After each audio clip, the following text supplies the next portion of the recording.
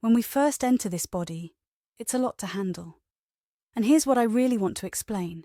Imagine if you, right now, had a huge shock, like a car accident, and lost your memory completely.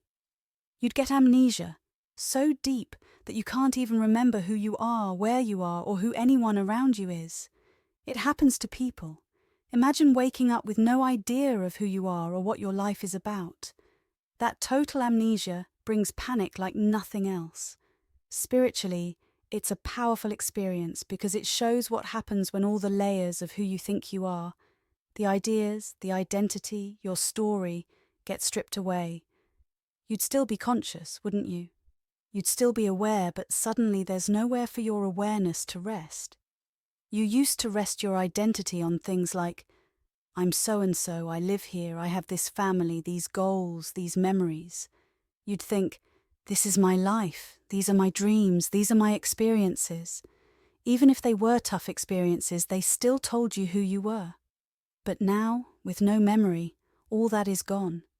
You're left with nothing to hold on to about who you are. And that loss of a stable identity is terrifying, which is why people panic in these situations. There's no anchor, nothing familiar. You're just conscious, aware, but in a totally unfamiliar way, wondering, who am I if I don't know anything about myself? Now here's the thing.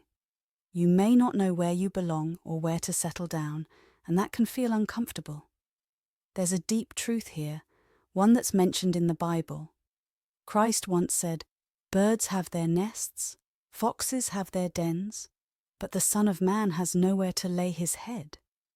That's a powerful statement. What it means is that Christ was truly free.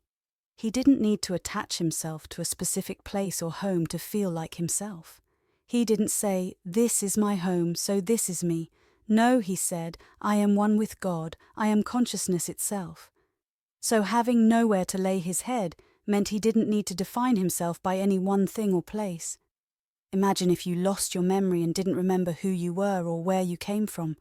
You'd still be conscious, still aware, but you'd be desperately looking for something to hold on to, something familiar to make you feel like you again.